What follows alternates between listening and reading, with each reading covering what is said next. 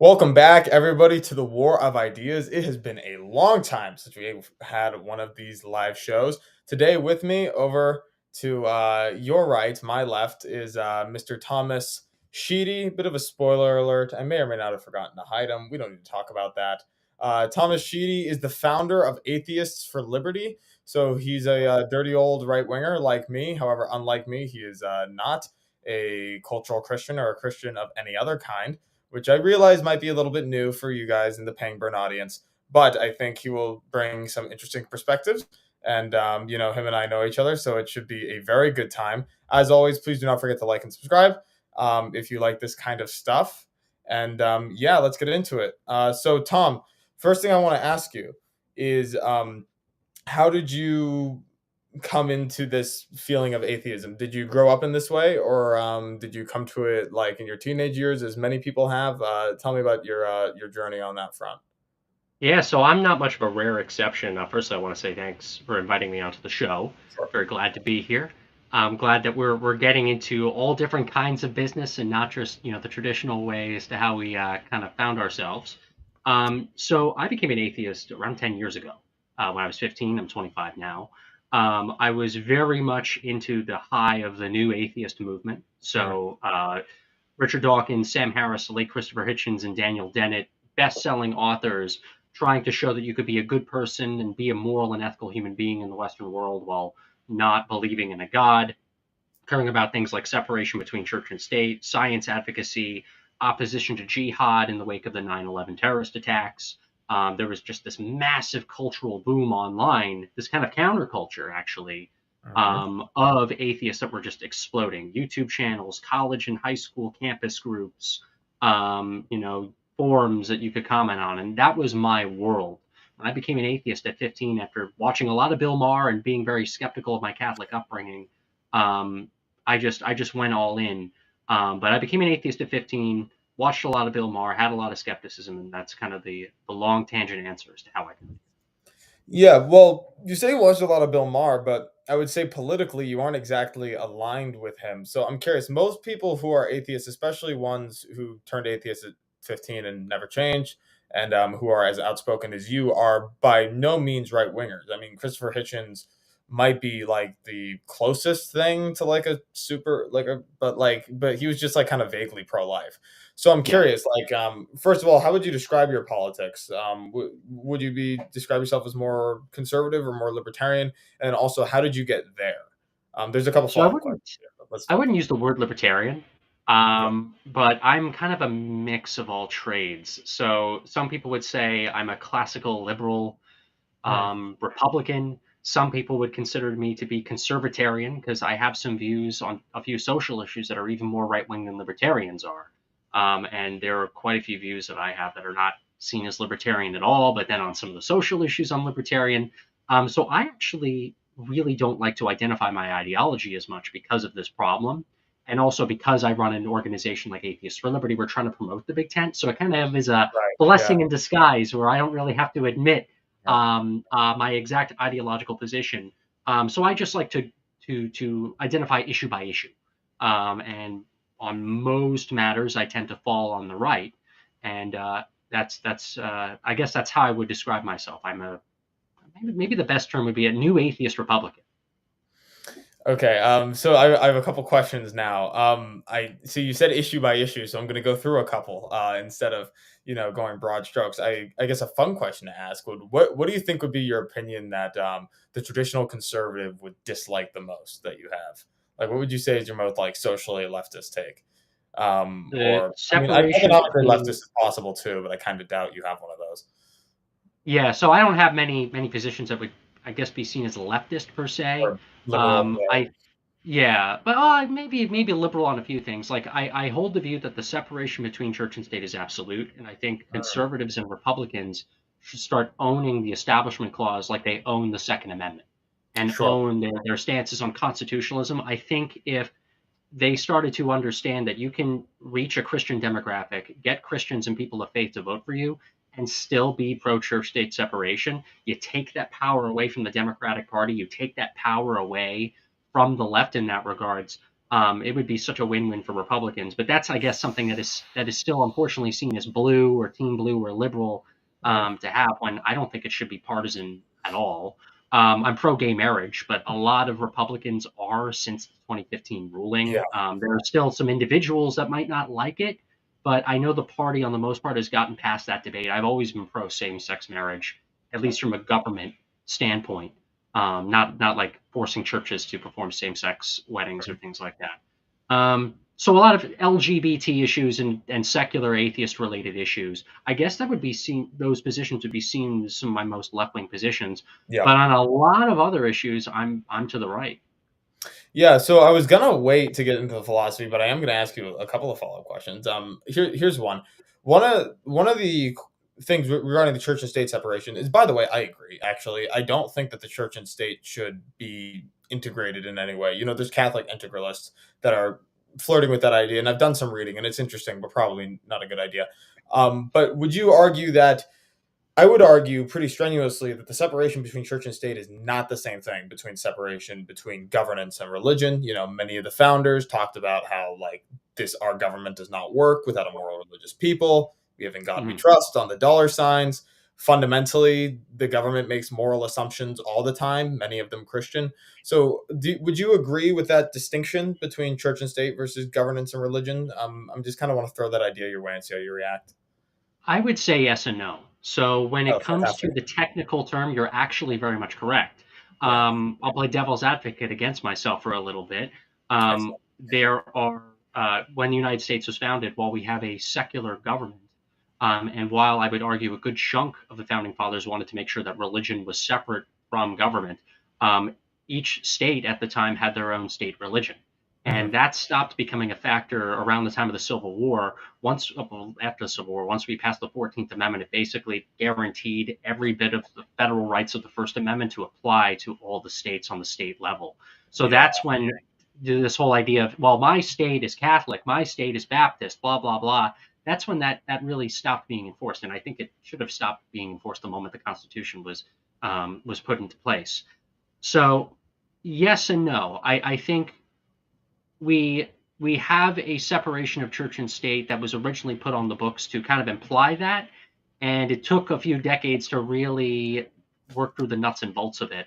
But now, when I mean separation of church and state, or when any church state activist means separation of church and state, they mean separation from religion and government as well.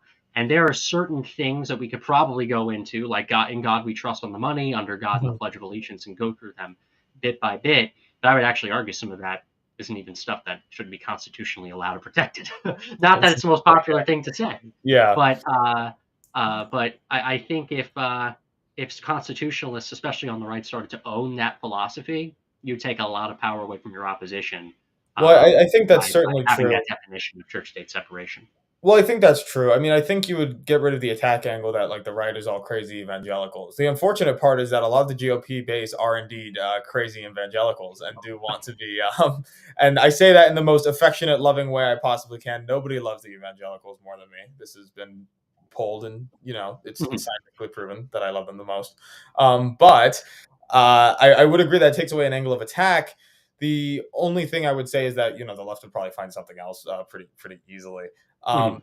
and then the other thing I'd pose to you, maybe not as a question, but just as maybe a little bit of pushback, is that I think there's actually like a pretty good debate. Like, I'm a pretty big constitutional originalist. It seems like the founders are pretty divided on this. Washington, Adams, Hamilton, Madison would all probably be fine with a little bit more religion in government than at least what we have right now. While I agree that people more like Jefferson and people on those side of the camp might be in your camp. So I think that the founders were pretty divided on this. So I wouldn't say that it's super cut and dry on the most Mhm. originalist way to interpret the Constitution. I would argue that if you just look at the time period, it was more religious then. Obviously, the Constitution wasn't being actively violated when it was first enforced. At least one would hope not. But I would say that I think there's like a debate there. But I would definitely Very agree on. much so, and there's so many contradictions Yeah, even within the founding fathers, I got to admit. yeah, Like, exactly. you have John Adams, who's our most religious founding father Yeah, out of all of them. who's made, I believe he was the one who made that comment about virtuous and religious Yep. people. I mean, Yet multiple founders said something simultaneously, similar. you got the Yeah. Treaty of Tripoli, with him saying in 1799 that the government of the United States is not in any way founded on the Christian religion. Who So said it's that? super weird. He said that in 1799 when we were fighting the Adams? Barbary pirates. Um, Yeah. They were politicians at the end of the day. You do have to remember, as much as yep. we do like them. Yeah, no, it's I would say that the historical record is definitely contradictory to some extent, for sure. So I don't know if you'd be able to settle the issue even in the Supreme Court, even if you wanted to. Mhm. Although I could Time. make pretty, That's what's going to happen. It's just going to take yeah, time. maybe. I mean, we can make some pretty compelling arguments. By the way, did you see the recent Supreme Court decision about the border? Five No. four. Oh boy. Oh no, 5-4. ACB and Roberts voted with the libs to say that Texas isn't allowed to enforce its own border, essentially. That when Ah, Biden says he wanted to get some of the physical barriers removed, they could. The logic was that it was preventing federal border control from like doing what they wanted to do. Um, technically, that kind of makes sense because while yeah, there are borders of Texas between other states, Texas shares a U.S. national border with Mexico. So yeah, it's an and argument of and federalism or right, and then the other reason was that it was basically impeding, like, federal border control, like, activities, like, the Razor Wire was just, like, they were trying to go on patrol and they literally couldn't.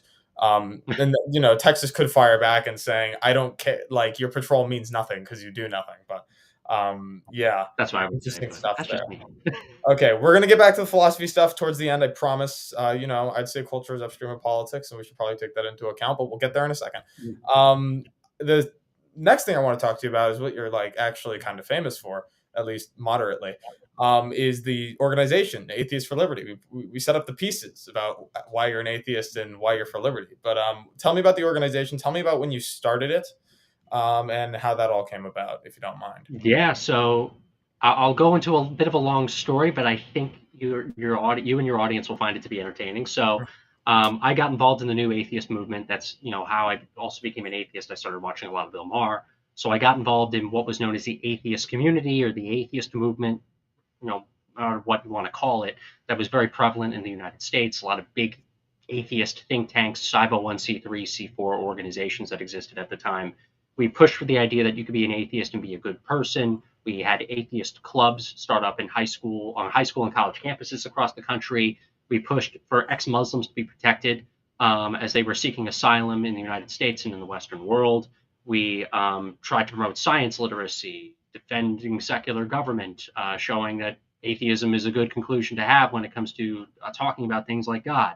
And there was this amazing counterculture that was created. And while the counterculture was booming, so was its infiltration by social justice far left Mm, activists who came into our movement and said that because we didn't have enough, say, black people at conferences or enough women at these conferences or whatever, LGBTQIA, B, C, D, E people, therefore the movement was sexist or racist or whatever you wanted to call it. And we were one of the first movements that were infiltrated as a US counterculture by what we know of today as wokeism or social justice extremism. It became a massive problem that whoever didn't get canceled from the atheist community left the atheist community to save their careers. And a lot of these people started to go into politics, joined the anti SJW community or anti woke community or an intellectual dark web. Some people got involved even in like a libertarian and Republican politics. mm, And uh, a bunch of us veterans from the movement came together and realized that the new atheist counterculture, with the rise of atheism, with the rise of secularism happening in this country, this conversation surrounding religion and church state separation and fighting back against religious dogma, that's a conversation that shouldn't have ended just because a bunch of crazy radical feminists came into the yeah. atheist community and tried to ruin our time. So myself and a bunch of others, we came up with the idea of Atheists for Liberty, a national 501c3 organization that normalizes atheism, preserves free thinking, safeguards secularism, and advances individual liberty. And we're doing a bunch of things that the atheist community of old, even before wokeism came in, didn't do. We want to make atheism bipartisan, for instance. So we'll go to liberal events, but we'll also go to conservative events. We've had a history of going to CPAC, for instance, every single year, and Freedom Fest and LibertyCon. We don't play into the political correctness of not having certain speakers come onto our shows. So we have a streaming series where I'm trying to get this microphone to be fixed for our second iteration of the series. That's going to be happening every Tuesday starting on January 30th. Very nice. We have a bunch of amazing programs where we're trying to get Gen Z more involved and not look like we're a bunch of old fuddy-duddy scientists talking about issues like they're from a dusty textbook 10 years ago.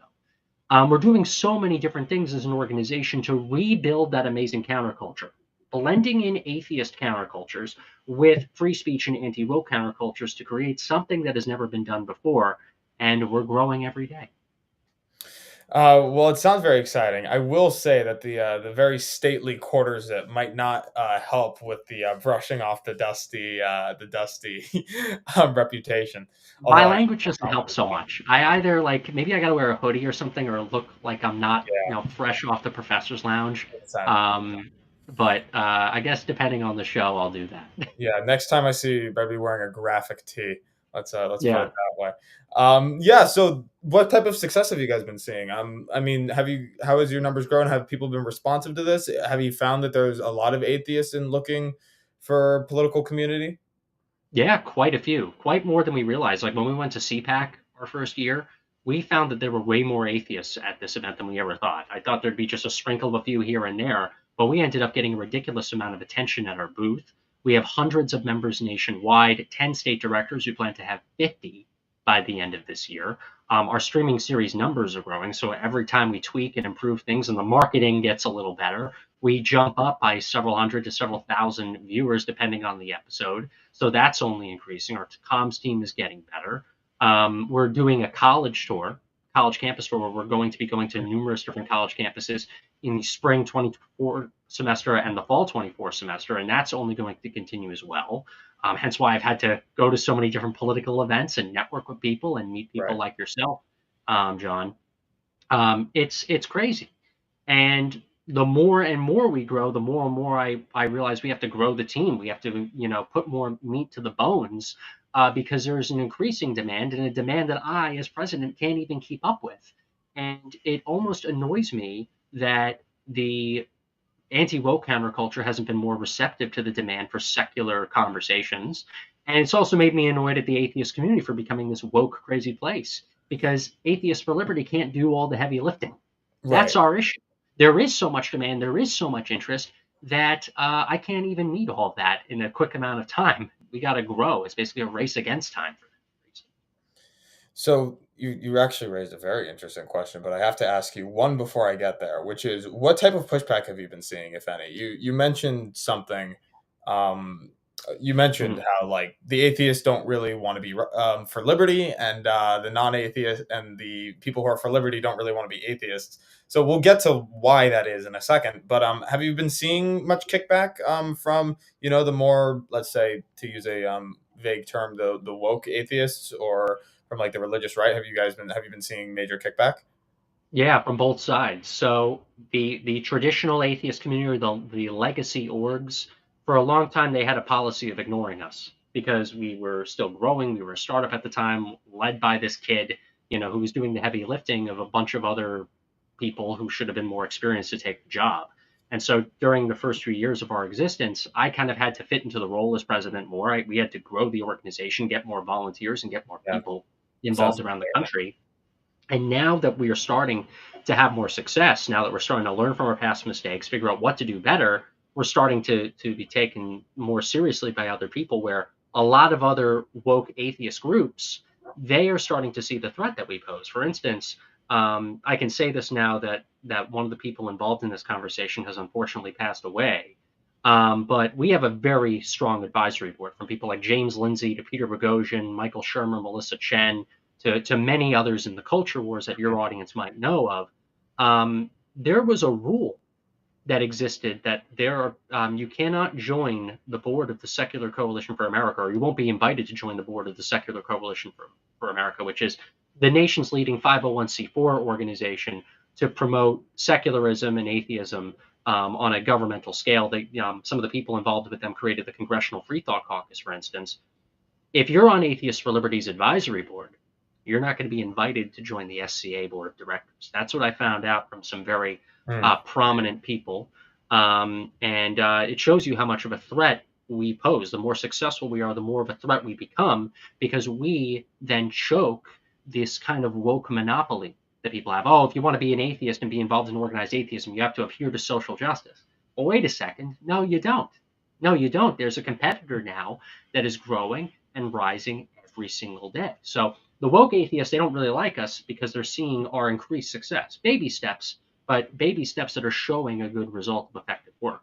Um, and Sure. then we're getting some pushback from other types in the culture wars. So the old religious right of the 1980s, for instance, that started with Jerry Falwell, Billy Graham, people like them, it's kind of dying out as an institution.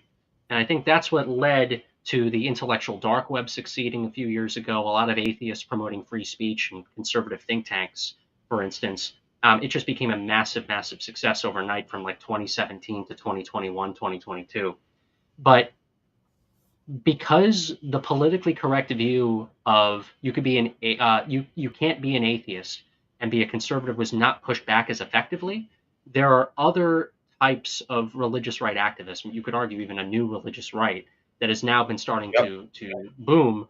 Mainly a Gen Z religious right, Catholic and Eastern 100%. Orthodox, that's rising to push back against us. So while I would argue we're going to win the war and we're going to see a secular America at the end of the day, we're going to lose some battles fighting against a new religious right that doesn't like our existence whatsoever. So we got wokeism on one end, and let's also include Islamism, the rising tide of Islamism on that, and a new Christian nationalism, not like CNN Christian nationalism, real Christian nationalism that's on the other end, that is making us fight, World War II, but for atheism. And it's a fight I'm willing to have. I love conflict, especially winning conflicts. But that's the pushback we're getting, and we're only going to get more of that. But we're going to also have more success. So more success is going to lead to more pushback, more war, more fun, and more winning. What do you consider the bigger problem for you, or the bigger enemy? Would you say? You said you're fighting a two-front war. I'm not sure that's a great example for you if you like winning, because that didn't go well in World War II. Well, it But went well for the U.S. in World War II. yeah, Depends on I depends on guess what that's country true. you're The U.S. talking is the about. exception, but Yeah. yes. Uh, To the point, like, what do you think is really what do you think is really the bigger threat to the U.S.? Would you say like woke atheism, or kind of this resurgence of like Latin mass and Eastern Orthodox like Gen Z right wingers?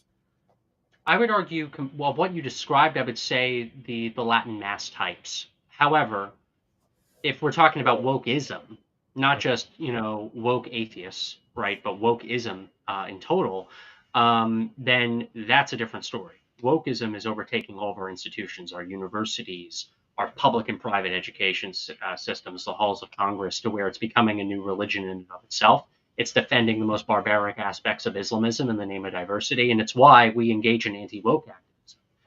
Hmm. Wokeism killed off many aspects of organized atheism to where Atheists for Liberty had to be created.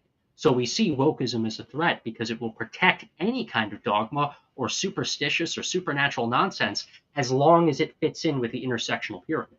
And that makes it a threat to secularism. That's what makes it a threat to our constitutional republic and our ability to have religious freedom and free speech for everybody.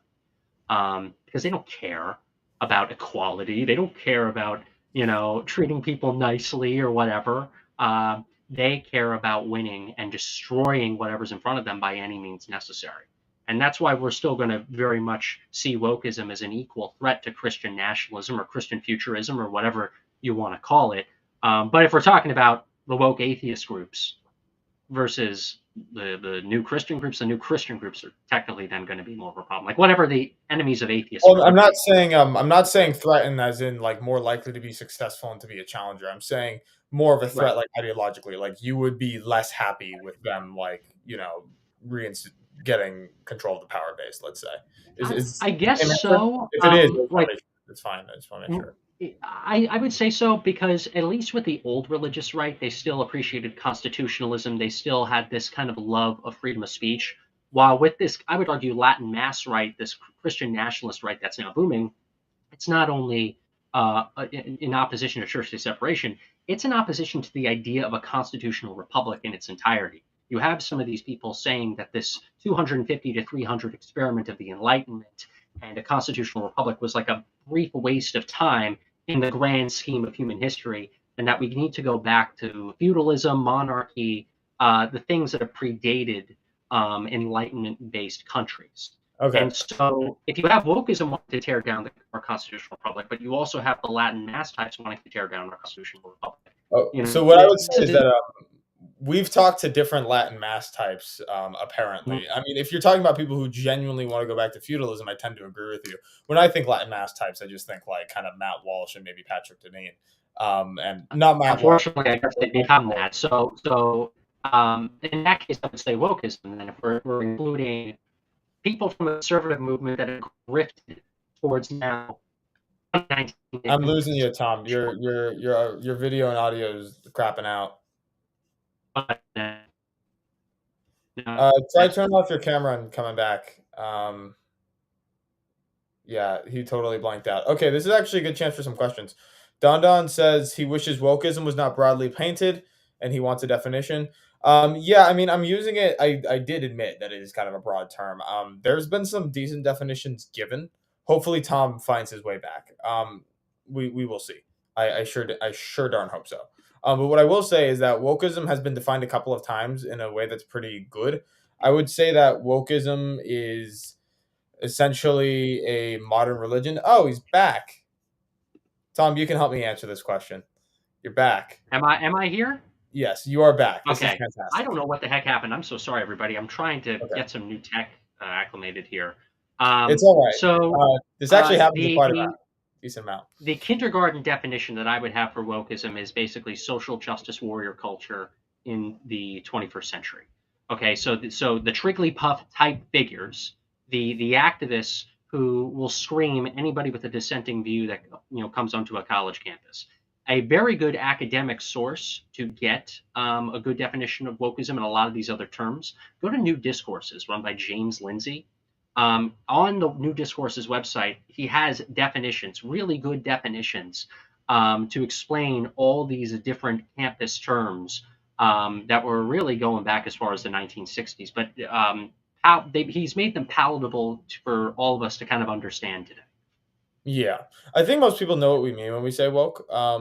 I do get the sense that it is a word that actually means things, but yes, many definitions have been given. James Lindsay had one. I think Peterson tweeted one out that I thought was pretty good at one point. But yeah, we also got some comments from saying that we are in trouble. I'm in trouble for hosting you, and that we will be smited, which I hope is not true. I tend to interpret the Christian God as being more full of grace and mercy than smite you for the conversation. I thought you were talking about somebody getting you in trouble from a professionalism point of view, like you hosted Thomas Sheedy. No. You didn't get our permission to host Thomas Sheedy. Yeah, I think I don't think Jesus is going to be too disappointed with me for having this conversation, especially with what I'm going to say towards the end here. Don also says that he thinks that it's more appropriate to call wokeism majoritarian cancel culture.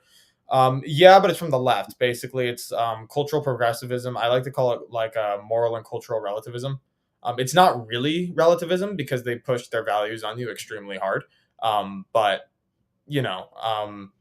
quite a bit. Don also likes your Hitch poster. Don is my co-host on the Penguin Update. For those who don't know, he's a wonderful, wonderful lad. Well, thank you, Don. You guys would actually get along pretty well. Don's like kind of progressive, but not insane. At least most of the time. Yeah, so that's excellent. But you were saying that we were talking about Latin mass types, and I believe that it was my fault for not being precise with my speech. I am happy to agree with you that if somebody actually wants to return us to feudalism, I would agree that is not good. But if we're talking like Michael Knowles types, for example, that's what I think of when I think of Latin mass types. Yeah, so here's my view, not to go off on a tangent, but I'm assuming I love tangents. Kind of want us to kind of have this kind of conversation. My problem with Knowles is a great example. I've talked about him on our Atheist Celebrity streaming series quite a bit, is that you'd have him in 2019 appreciating like classical liberalism and loving classical liberalism. Not saying he's a liberal or a Democrat, but like a Republican or even staunch conservative who likes the idea of classical liberalism, founding fathers type stuff. And now you have him in like 2023 I think he made the statement that we need to go back to like the year 1220 Well, he's kind of in terms of. joking, but yes, he did say that. I remember. But this is my problem though.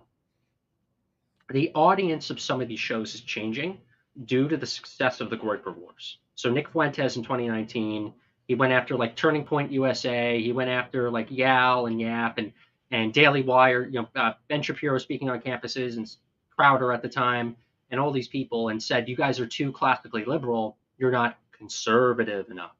And the problem is that some of these shows ended up grifting so far to the right that they're stating things that in 2018, 1920, they wouldn't have said by a long shot on a bunch of different stuff. Like, this is why new atheists were happily going into even conservatism in 2018, 19, 20, 21, because there was this big tent appreciation of not liking people that wanted to destroy Western civilization. And whether you come at it things from a Christian background or an atheist or secular background, there was kind of this kind of unity of all, we don't like what the woke have become and trying to destroy everything we love. Let's get that. And now, over the past year and a half, there's kind of been a pushback against that.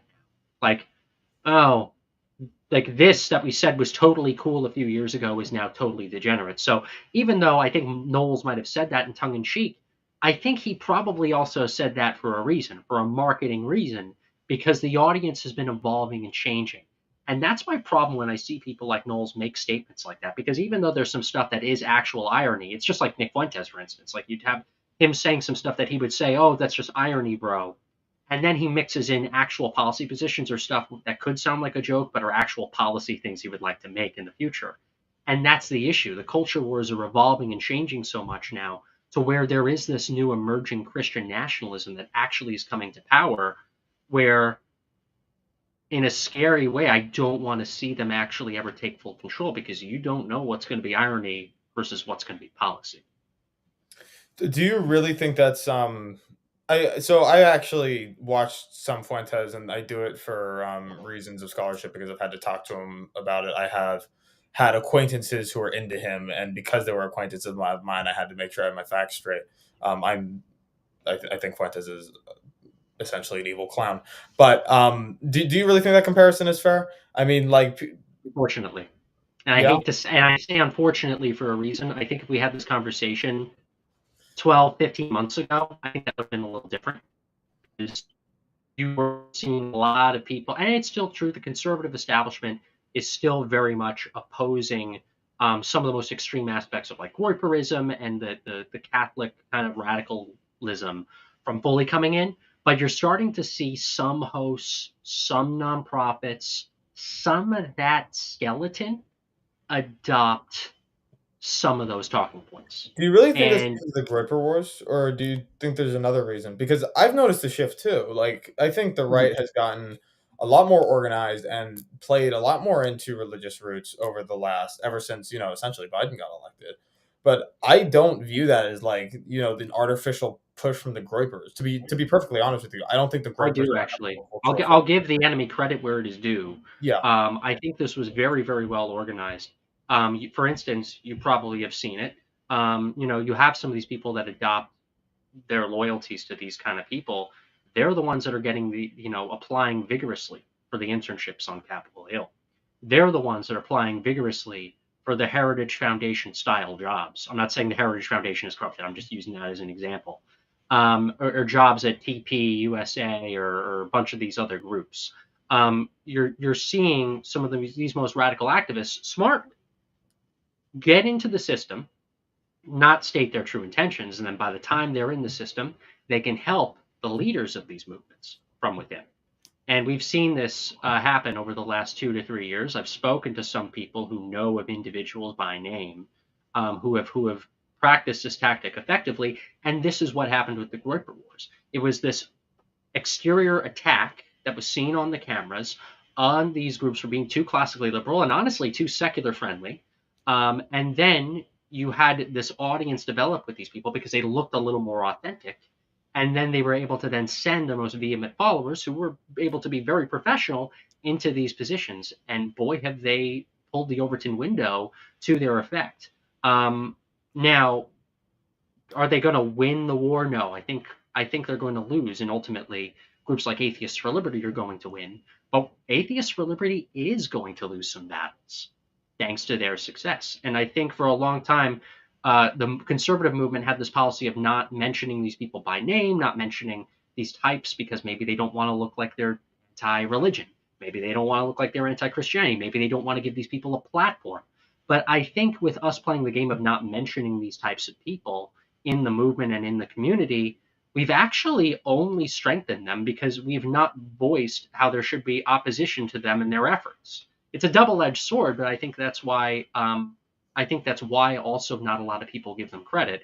But I studied them and I've studied people like them for many, many years. I was a college student about to start Atheists for Liberty when all this stuff actually started happening, and I was obsessed with it, rightly so.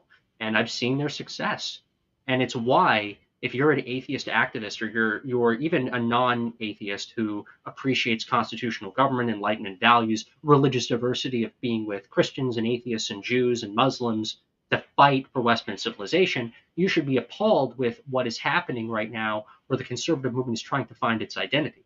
And if they find their identity in this kind of Latin mass Catholicism, by the way, I don't say like populism or any kind of political ideology attached to that, because you could be even a Trump populist and be a secularist, then we're going to be in deep trouble.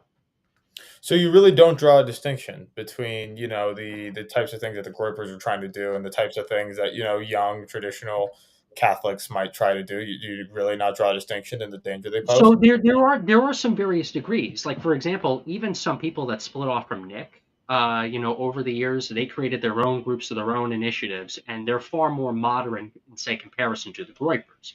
But the Groypers ended up creating this kind of hip, cool, trad cat kind of movement, and that has various degrees of followers to them.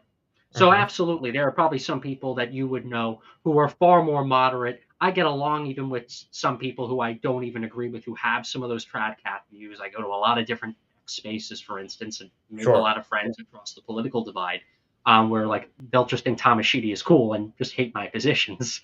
Uh, Yeah. yeah, so definitely there is a distinction, but I think still the end goal of what even some of those moderates within that extreme group are trying to do, it's something I think that wouldn't really resonate with upholding the country at all. Do you think this shift to the more, return to the religious right? Do you think it was totally artificial, or do you think there was some more organic factors involved? I think it was So, artificial because all the okay, statistics so are I'm showing gonna that give my secularism and atheism is rising. I'm going to give my take on the situation just for the sake of a little bit of balance here. As much as I love hearing your lovely voice. Is that to me? It feels like the return of religion is just a pendulum swing. I agree that new atheism was on the rise for a really long time, but then the Four Horsemen went away and the IDW went away, and I think that young men felt kind of purposeless.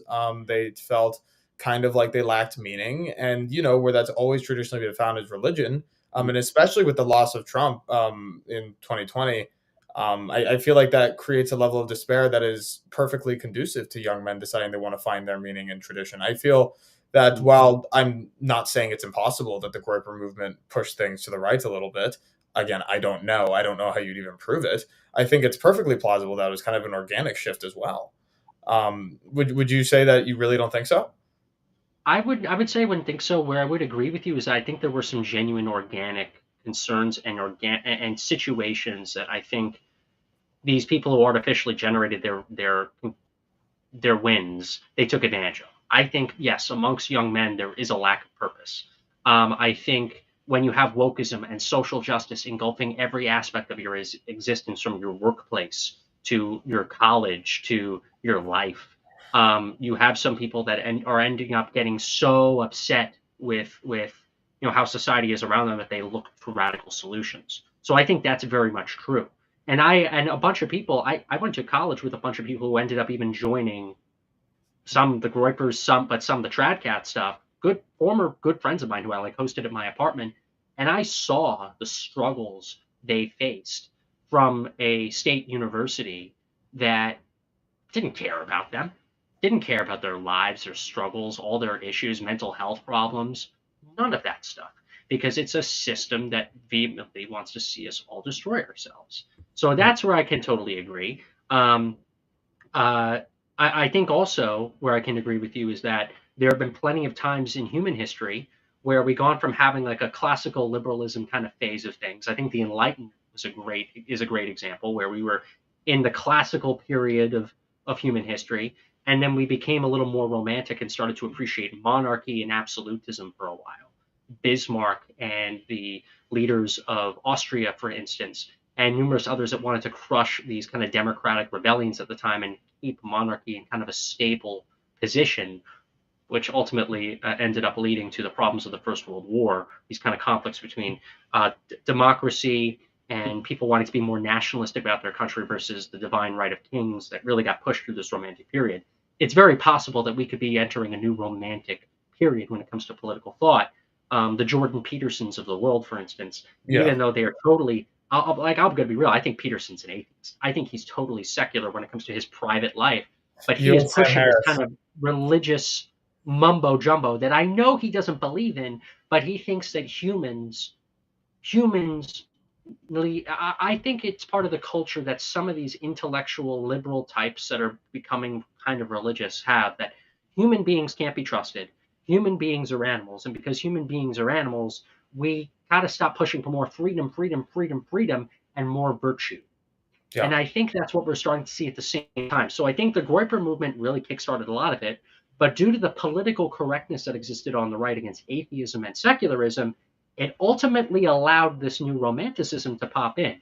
I guarantee it that if this is my view, I personally think that if the conditions were different in conservatism and the IDW and what was new atheism in 2018, 19, 20, and 21, and the Gper Wars didn't happen, and the Tradcat thing didn't happen, Peterson would be hanging out a lot more with Sam Harris, a lot more with Steven Pinker, a lot more with Lawrence Krauss, a lot more with the Thomas Sheedys of the world as activists, a lot more with our type of people, rather than swinging towards this pendulum of religiosity. You wouldn't. I don't think you'd be seeing Ayan Hirsi Ali, who I very much appreciate. I served with her in the Clarity Coalition. I'm a founding member, so is she. It's an anti-Islamism organization. I don't think you'd be seeing Ayan Hirsi Ali publish an article she came out with a few months ago on why she's now a Christian. Why are all of a sudden these new atheist types all of a sudden suck? I don't want to state anything that could be banned, but like sucking off religion like this.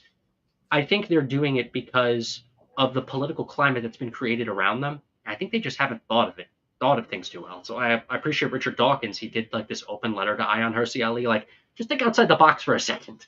And I think we need to tell that to more of our allies and friends, it's because I interesting. think this push is just not genuine. It's astro. It is interesting that you are convinced. That's interesting. It is. I was going to ask you the question, but you basically just answered that. In both cases, you don't think that the change of the mind or the cultural swing is organic. You think it was astroturfed in both cases. That's interesting. But there were organic problems that existed outside of that. Men Yeah, I lacking mean, purpose and a bunch of other things. I tend to believe in almost all cases that it's probably a little bit of both. I mean, like people respond to incentives, but I mean, I also think that there's, like, I know I came to it relatively organically as a cultural Yeah. Christian myself, and likely to be a real one going in the near future. I have a couple questions here that I want to run by you before we enter our final phase because we only try to do an hour. Although I'm Sure. kind of debating, that. So two questions. Don asks you, do you have a problem with populism itself? What is your issue with populism, if anything? So I'll do a politically correct disclaimer before Lightning I fully questions. answer that question. Yeah. AFL 501c3 nonprofit. We have populist members and we have non-populist members. So like we on a lot of these political issues, we don't take a stance on a lot of this stuff. So I'll Mhm. just be fuddy-duddy and say that first off. So I, as Thomas Sheedy, will answer. Um, I have an issue with populism when it comes to one issue, very much so, and it has to do with foreign policy. I'm not saying that the United States of America needs to get involved with every conflict around the world, but I think if there are things that we can do to protect our national security, especially from the atheist perspective against people that will do whatever they can to destroy our civilization, like with means of violence and war, we need to be a little more. I'm not saying we should get involved in every conflict, but we should be involved in certain things if if our absolute national security is threatened. So I'm not talking about Ukraine. Okay, Yeah. I'm not talking about every issue pertaining to even Israel-Palestine on the most part, but especially when it comes to Islam, for instance, if we have to send troops somewhere to or special forces to say quell something that could have a civilizational consequence against the Western world and enlightenment-based societies, we shouldn't not have the option to send our military somewhere just because it's super unpopular in 2024 for anybody on the left and right to suggest that. Like the left gets He's gone again. against intervention for the most part. Do you think? I'm still You're here. you're crapping out again, my friend. I'm sorry to tell you. Ah, Very cringe. You're back a little bit now. okay. Here's another one, lightning question. He's asking, does atheism make sense to you? I will answer this question that outright anti-theism, where you believe positively there is no God, makes no sense. I think that the agnostic type of atheism that most intellectual atheists hold, which is saying I don't know, so I'm not going to believe. I'm sympathetic to why people believe that. I think that it's somewhat Mhm. sense making. Now, obviously, I have my own conclusions. But I guess the question for you, Sheedy, Thomas, is I'm going to have my guess, but would you consider yourself like a positive, like anti-theist, or just like kind of more of a agnostic atheist type? I'm an agnostic atheist. Okay. I don't believe in God because I see no proof that a God exists. But I'm also not going to hold this view of just blanket calling myself agnostic because I don't believe in God.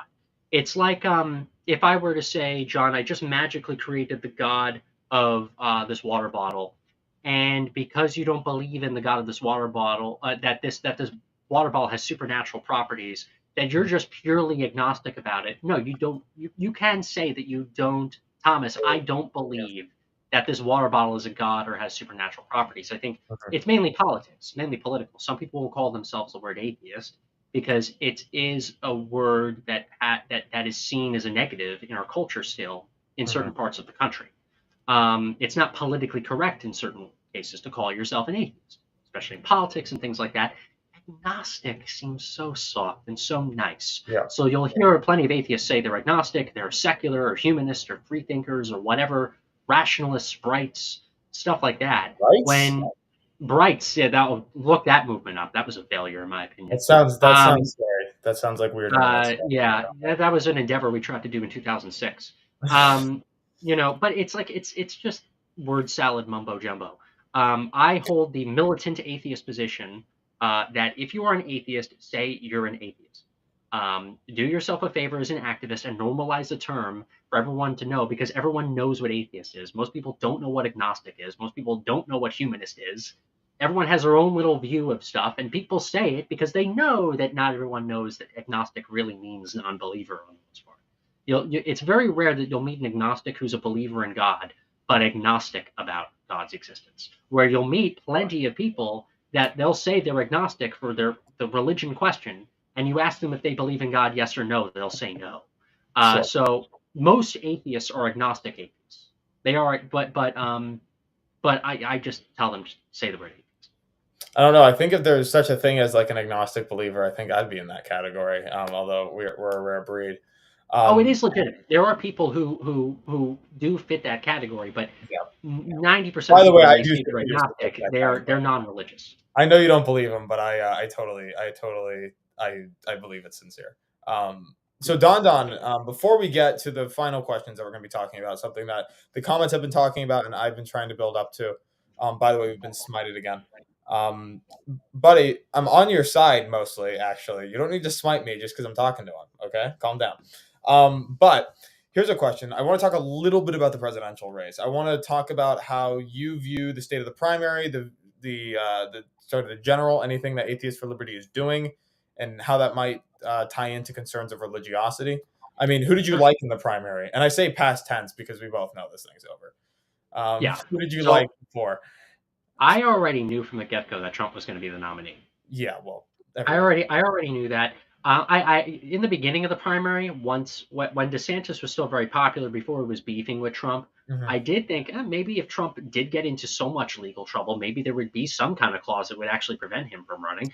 But Yeah. that didn't happen. And if that happened, everyone would probably back DeSantis because he was seen as like the darling of the Trump movement. Hmm. But because that didn't happen, because Trump kept growing and growing, I knew at the end of the day that Trump was going to be the nominee, and I honestly viewed a good chunk of the primary as a waste of time and a Totally waste of true. resources.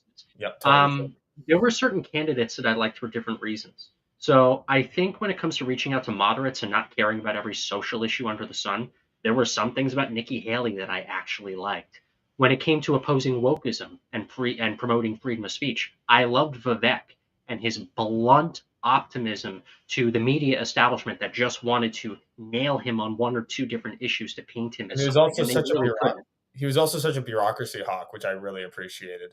Uh, I liked him. I liked him for that. I liked one of the answers he gave to an atheist in Iowa who asked him the question about atheism and church-state separation, and he didn't really hide behind this kind of Republican political correctness or conservative political correctness on the issue.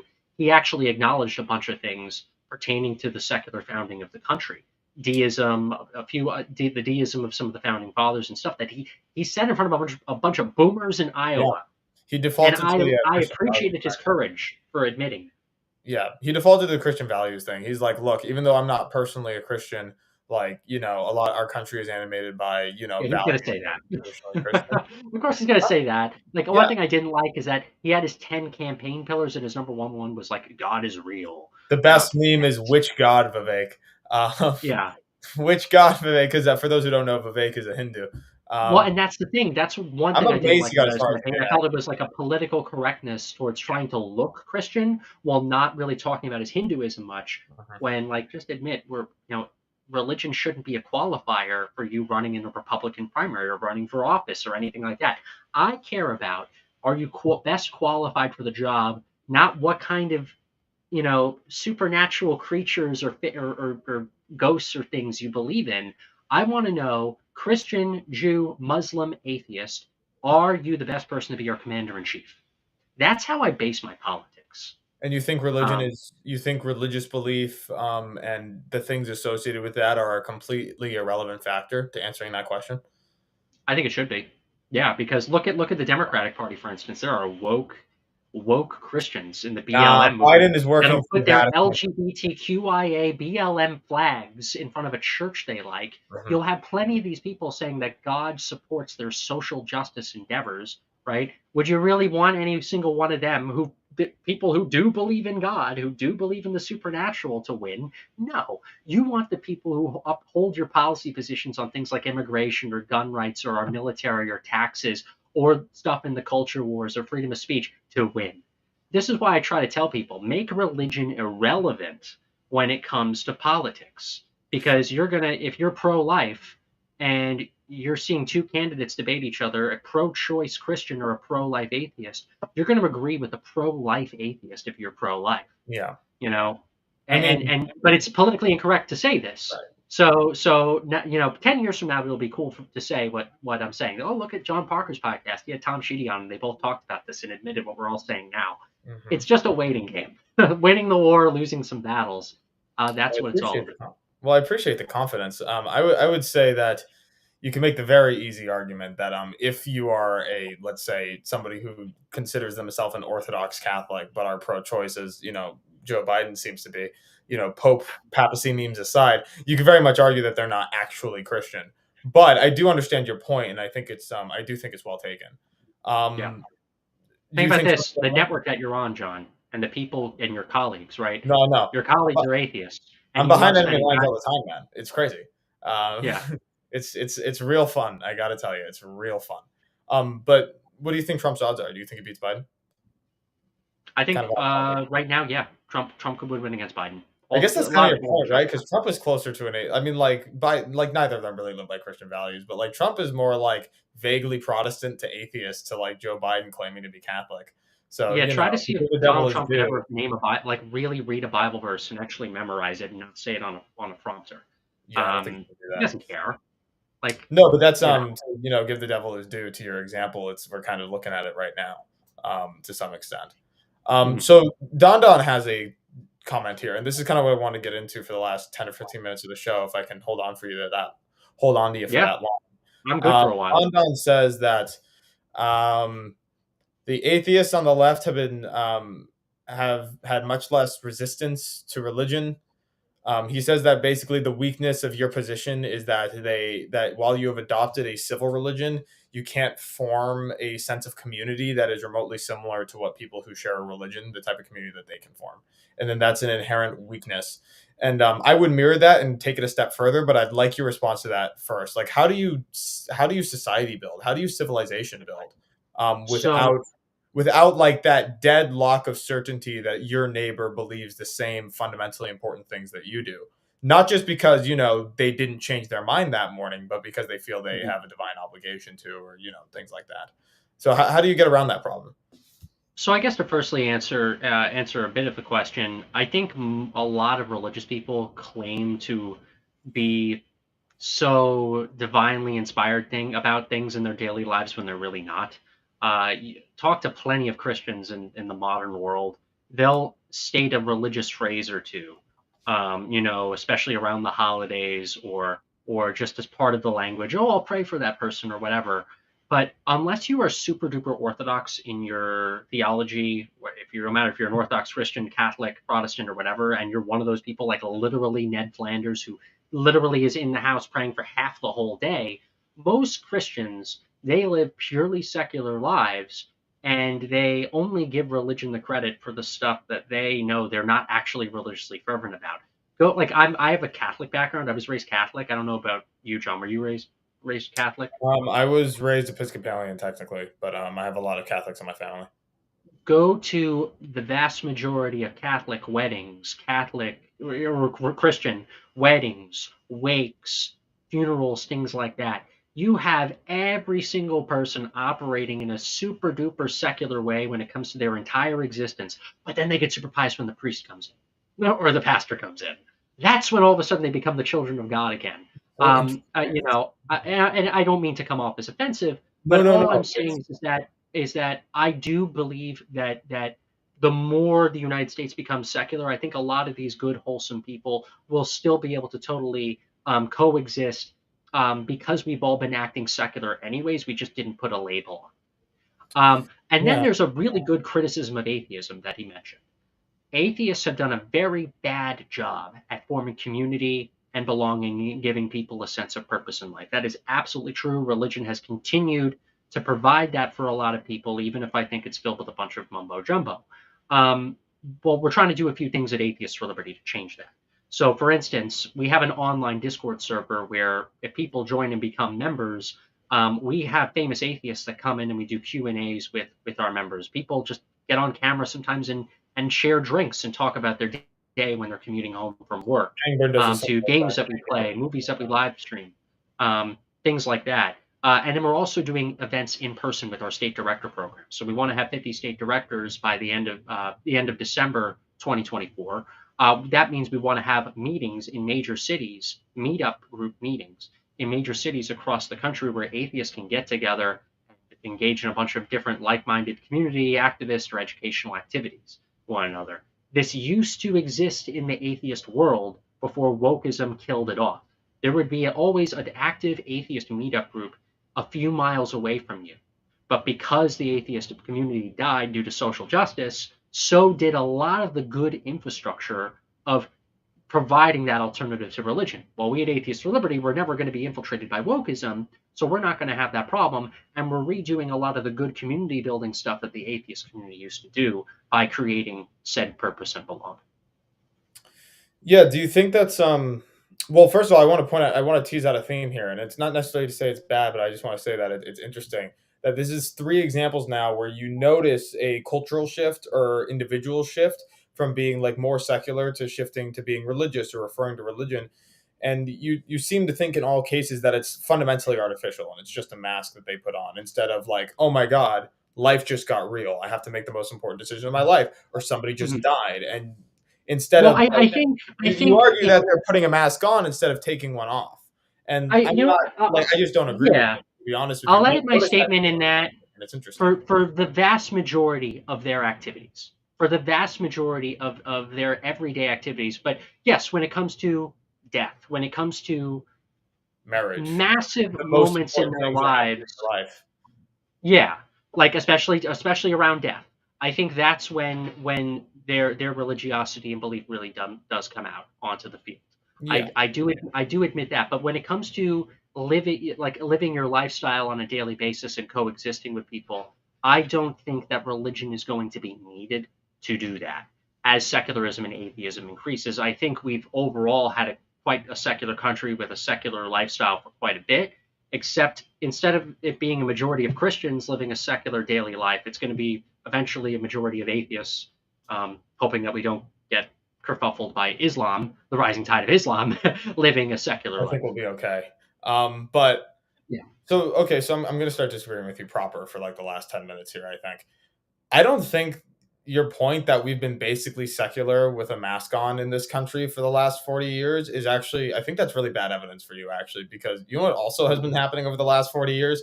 Moving away from the for liberty part of the organization. If you want to give, if you just want a basic understanding, I think that human beings are inherently religious. And if that religion doesn't take the form of actual religion, we just replace it with ideology or politics. I don't think there's such thing as a maintainable power vacuum. I think what we've seen now is we just, because we have no shared religion, I think you're actually right about that. It's not culturally permeated anymore. That all of a sudden our political wars are essentially holy wars. And, Mm-hmm. I think that wokeism is just the replacement. You want to know why atheism got taken over by wokeism? Because it's a new religion to replace the vacuum, to replace the loss of meaning. On a on a micro level, I'm sure that you're not going to suddenly turn into a progressive Tom, Mm-hmm. but on a macro level and on a long enough timeline, I don't really think that atheism is able to support the type of civilization that you and I both love so much. So I'll submit that to you and see what you say, and maybe we'll talk Mm-hmm. about it for a little bit. Oh, I totally understand your concern, but very similarly to my view when it comes to how the Gper Wars, how this wasn't a natural, there wasn't a natural movement to really have this done, and how it was artificial. I would actually argue it's very much the same when it comes to some of the things that you brought up when it came to wokeism and like the atheist community. There were individual decisions and individual actors that were involved that ended up creating something that exploded into something much larger. And I really do believe that. I don't think that it was just a natural consequence of secularism or atheism or things like that. I was able, just as myself, to do a few things as president of AFL that changed entire cultures of things in politics. Mhm. Atheism getting involved more at CPAC, lifting more religious litmus tests. I was like 21 then. I'm 25 now. Made a few phone calls that ended up making a big change. And this is what happened when wokeism came into the picture. These woke activists convinced the heads of massive multi-million dollar organizations to adopt social justice policies. And because of the negligence of certain individuals, it led to wokeism spreading. That's why I did say if certain conditions change, you see Peterson hanging out with Harris and Pinker. Well, if new atheism was even more powerful as well, you'd see more of those hangouts happening quite a bit more often due to those individual decisions um, that just occurred, unfortunately. I don't think that this happened en masse. I think that individuals engaged in politics and marketing, comms, which led to the idea that we're all just naturally religious and we're all going to um, automatically like replace one religion with another. I'll concur that I see wokeism as a secular religion. I Mhm. do. It has all the different traits that dogmatic religions that we as new atheists opposed fought against. And I also concur with you that when it comes to liberty, very much the issues of liberty, it's being corroded more and more every day. But I would argue that's just due to policy and politics not working out for us. And then another thing too with AFL, we're not exclusively right wing. So we're trying to grow a liberty-based organization filled with not only Republicans but also classically liberal Democrats, libertarians, independents, and centrists. So sometimes if we see the erosion of liberty, we might also be confusing that with certain political parties or people that are partisan on other issues losing on stuff. When maybe another strategy what another strategy is we could engage in is encouraging liberty-minded activism in different areas of politics as well. So maybe if our preferred candidate loses on something, the issue might win just with a different branding and a different person advocating. Mm. Yeah, I mean, I That's why it's like Democrats getting involved like with nuclear aliens. you might be right. This is kind of the theme. Like you think it there's no real way to prove whether it's organic or not, or whether it's astroturf or not. There's no real way to prove whether or not the atheists, getting the power vacuum filled in by wokeism was inevitable, or if it was just happened to be an artificial move. I guess my counter argument would be just a very G.K. Chesterton, traditional conservative argument, which is I'm not really sure which is right. But what I know is that Western civilization has been resting on religion this entire time. And, swapping that out, hoping that a different foundation will hold it up on, like a whim and a prayer seems like, um, not a prayer, obviously. I don't know. That seems like too big of a risk for me to be really comfortable with. Like, I'm okay with the separation of church and state, and I believe in secular Mhm. toleration, even though I have many friends who are less like that. But to drive Christian values and the philosophical assumptions of Christianity out from under Western civilization altogether, maybe you can pull off the Indiana Jones switch. Maybe you can, but the evidence isn't convincing enough to me to risk Western civilization on it.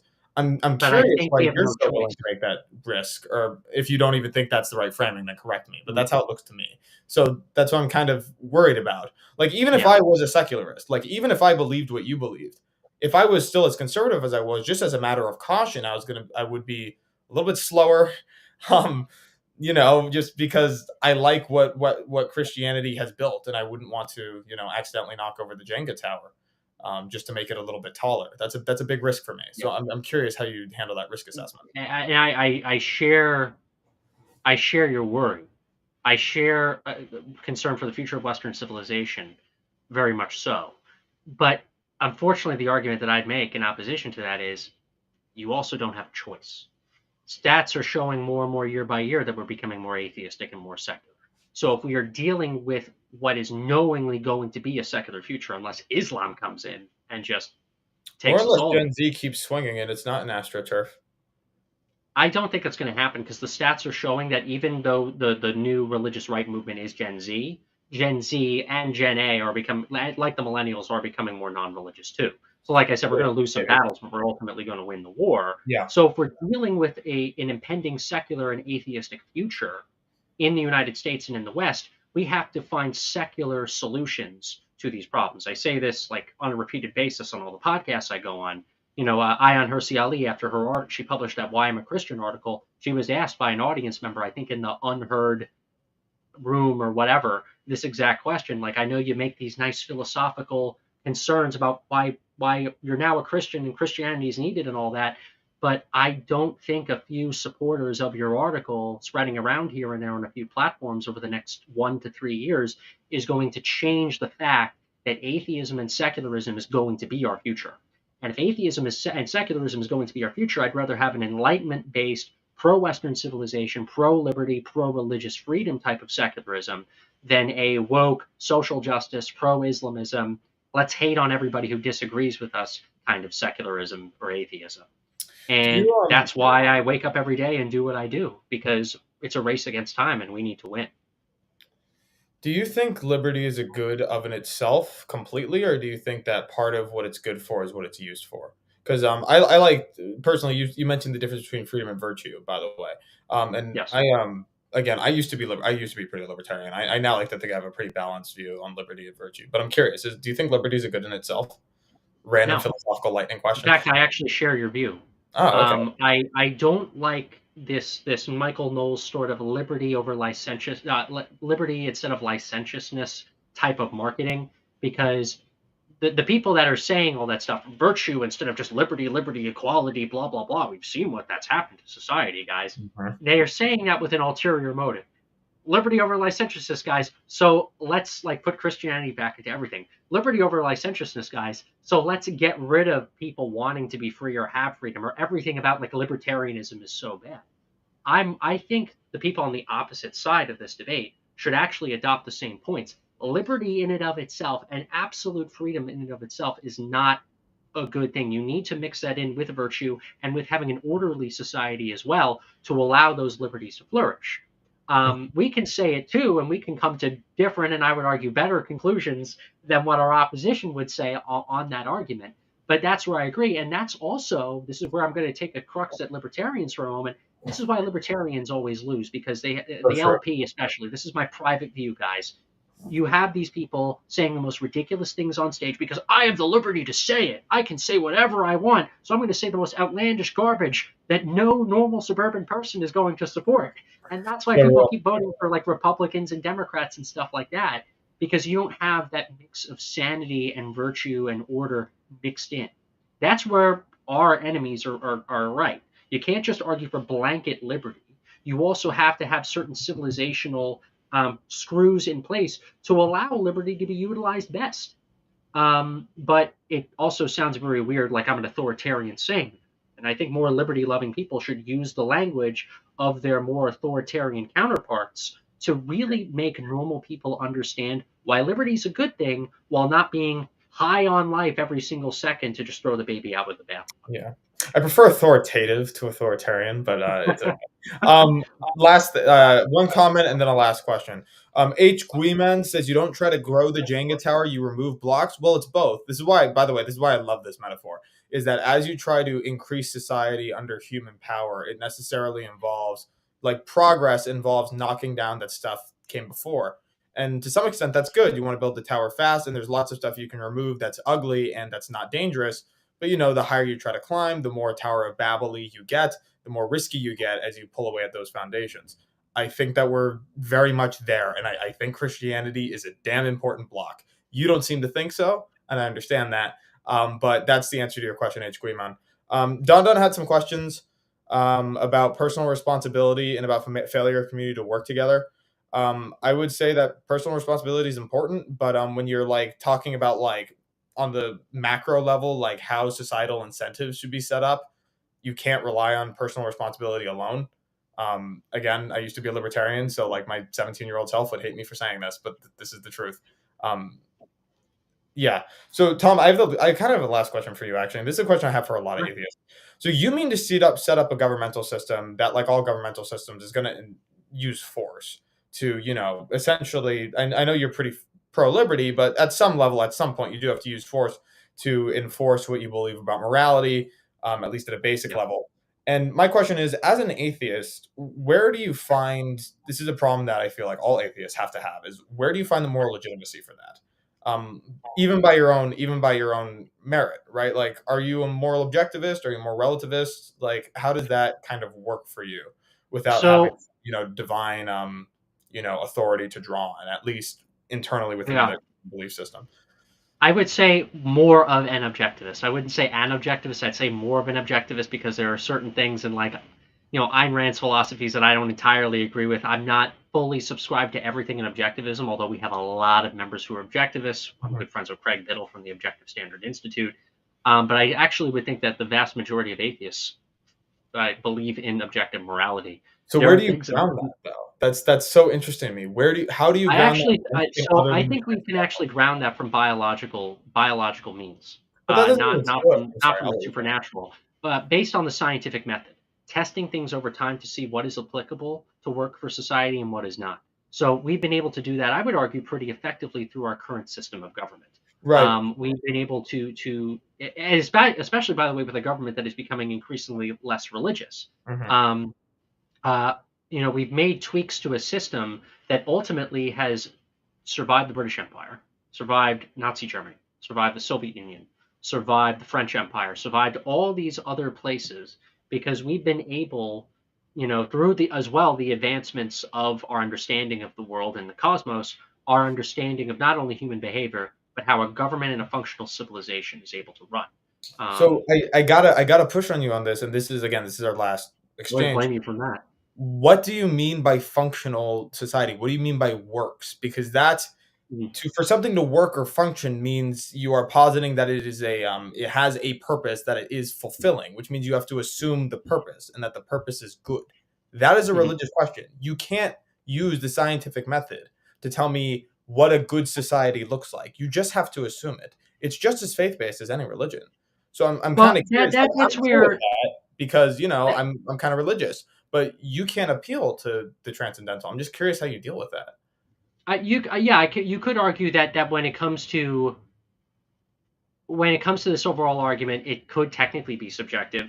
But if we have 90 to 95% of Americans liking the system and liking the way it is, but using politics to want to tweak it, versus a 5% that has a different view of thinking that that's positive, sure, then that's technically subjective, but I would say it's majority objective for most people. It is a different perspective, I guess, in that regard. If we were to get to the nitty gritty Well, of everything, that's my favorite place is the yeah, is maybe bedrock. I'll come on again and we can do more Well, because philosophy. otherwise, like, if you're going to be using force against people, you better like know where the legitimacy is coming from, at least internally. Mm. Like, I know you can say like my source of legitimacy is BS, but at least like I'm not, self undermining, correct? But many atheists would say, yeah, there's no, there's no objective morality to draw on. Evolution is interesting, but evolution isn't the same thing as morality. But I'm just going to do this because I feel like it, and because the majority's on my side. Like that doesn't Yeah, and seem there are like some atheists who hold that legitimate. view, but I don't think most atheists do. I think most atheists do believe in objective morality, but they don't derive objective morality and objective reality from religion. I guess they just They go through they say self, right? it's driven from society, That's kind of dangerous because there's been many evil society societies. and science.